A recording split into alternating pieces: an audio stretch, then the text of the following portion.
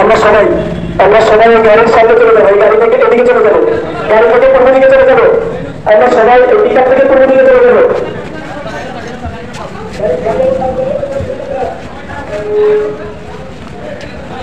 আমরা সবাই বিকালে পূর্ব পাশে চলে আসি, আমরা সবাই বিকালে পূর্ব পাশে চলে আসি।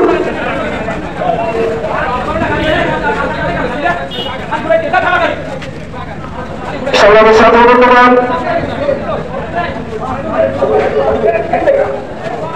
সংগ্রামের সাথে ধন্যবাদ।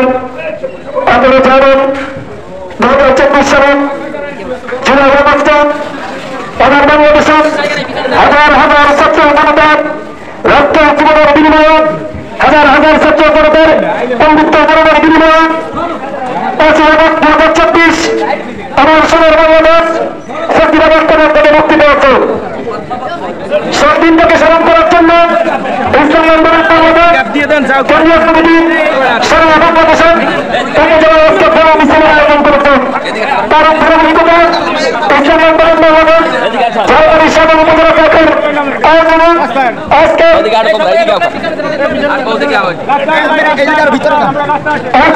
মিছিল পরবর্তী সমাবেশে এর মধ্যে বক্তব্য রাখছেন ইসলামী আন্দোলন বাংলাদেশ ঝালকাঠি সদর উপজেলা শাখার সংগ্রামী সভাপতি জননেতা মৌলানা মোহাম্মদ মহবুব হক।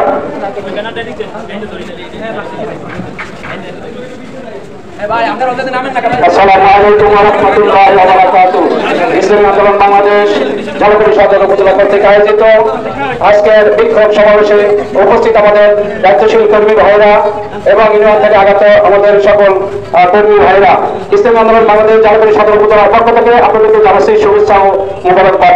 আপনারা জানেন গত 5ই আগস্ট স্বৈরাচার এদেশ থেকে পতন হয়েছে, বাংলাদেশ থেকে পালিয়ে যেতে বাধ্য হয়েছে এই তৌহিদি জনতার কাজের কারণে, এবং ছাত্র যারা রয়েছে, তৌহিদি জনতা যারা রয়েছে, দেশপ্রেমিক যারা ইমানি শক্তি যাদের রয়েছে, তারা রাজপথে ছিল, এই স্বৈরাচার সরকার পালাইতে বাধ্য হয়েছে।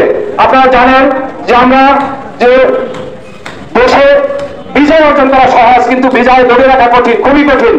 আজকে আমরা সোচ্চার থাকবো যে সামনের দিনে স্বৈরাচার এই বাংলাদেশে আর কোনোদিন স্বৈরাচারী করতে না পারে।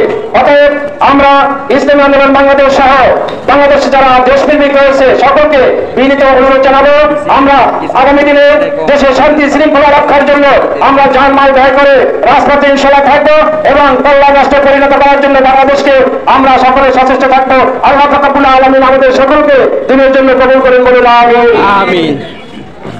সমাবেশ সাথে বন্ধুগণ, গণমিছিল পরবর্তী সমাবেশে আমাদের কাছে প্রধান অতিথি হিসেবে উপস্থিত রয়েছেন ইসলামী আন্দোলন বাংলাদেশ মনোনীত ঝালকাঠি 2 আসনের সংসদ সদস্য পদপ্রার্থী ঝালকাঠি ইউনিভার্সিটি রাস্তা অভিভাবক জনতা আলহাজ হযরত মাওলানা ডাক্তার মোহাম্মদ সিরাজুল ইসলাম সিরাজি। সংগ্রামী সাথী বন্ধুগণ, 5ই আগস্ট পরবর্তী আমাদের নতুন বাংলাদেশে আমরা অত্যন্ত দুঃখের সাথে লক্ষ্য করেছি যে স্বৈরাচারকে আমরা এই দেশ থেকে তাড়িয়ে দিয়েছি, যে স্বৈরাচার ছাত্র জনতার কোনো প্রত্যাহারের মধ্যে এই দেশ থেকে পালিয়ে যেতে বাধ্য হয়েছে। তার কিছু দোষরা আজকে বাংলাদেশ স্বাধীন হওয়ার পরে বাংলাদেশের মধ্যে সর্ব জায়গায় সর্বস্তরে চাঁদাবাজির আখ্যা তৈরি করতে শুরু করে দিয়েছে। সংগ্রামী সাথী বন্ধুগণ, আজকে 5ই আগস্টে আমরা সকলে প্রতিজ্ঞাবদ্ধ হতে চাই, আমরা যারা পরিবারের প্রত্যেকটা সকল পূজার চাঁদাবাজদের বিরুদ্ধে সকল জায়গায় আমরা জবাব দেব ইনশাআল্লাহ। সংগ্রামী সাথী বন্ধুগণ, এই পর্যায়ে বক্তব্য রাখছেন ইসলামী আন্দোলন বাংলাদেশ ঝালকাঠি জেলা শাখার বিপ্লবী সেক্রেটারি জননেতা হাফেজ মাওলানা ইব্রাহিম মাওলানা।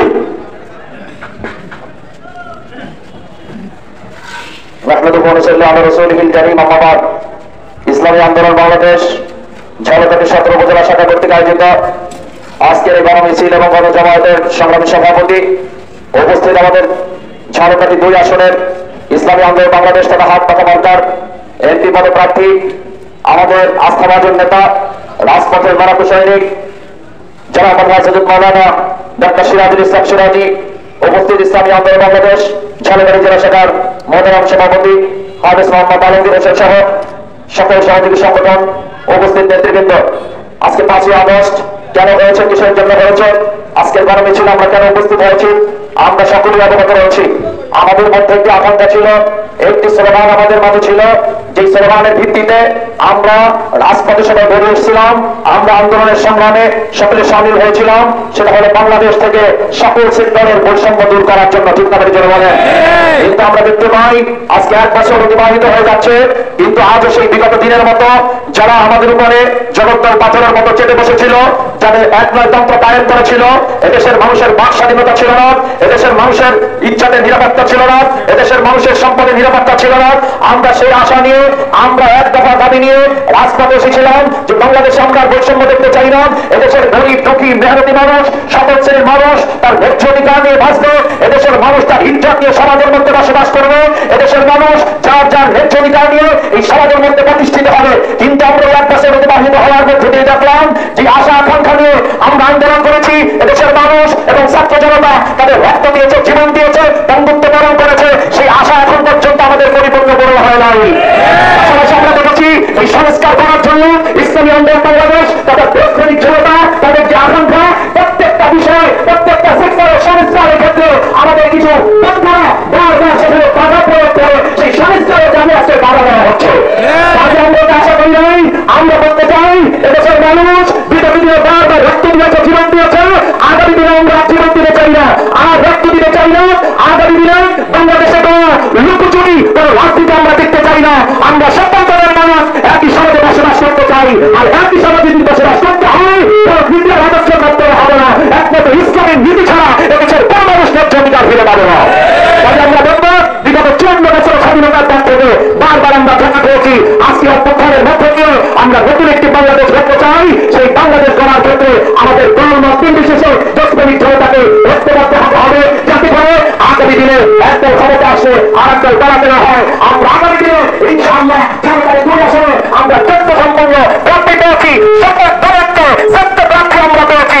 ইনশাআল্লাহ তাকে যদি আমরা সংসদে পাঠাতে পারি, আমরা ইনশাআল্লাহ অন্তত রাখতে এই ঝালকাঠিতে আমরা নির্বিঘ্নে চলতে পারবো, নির্বিঘ্নে ব্যবসা করতে পারবো, আমরা সকলে সংঘবদ্ধ থাকতে পারবো ইনশাআল্লাহ। এখানে আসেন, আমরা যে আকাঙ্ক্ষা নিয়ে যোগদান হয়েছিল আজকে সেই 5ই আগস্ট, আমরা আজকে এখান থেকে শপথ গ্রহণ করি ইনশাআল্লাহ আগামী দিনে সম্মান, মানবিক মর্যাদা এবং সামাজিক ন্যায় বিচার প্রতিষ্ঠার জন্য ঐক্যবদ্ধ ভূমিকা আমরা পালন করবো। আল্লাহ আমাদের সবাইকে গ্রহণ করুন। আসসালামু আলাইকুম ওয়া রাহমাতুল্লাহ। সবাই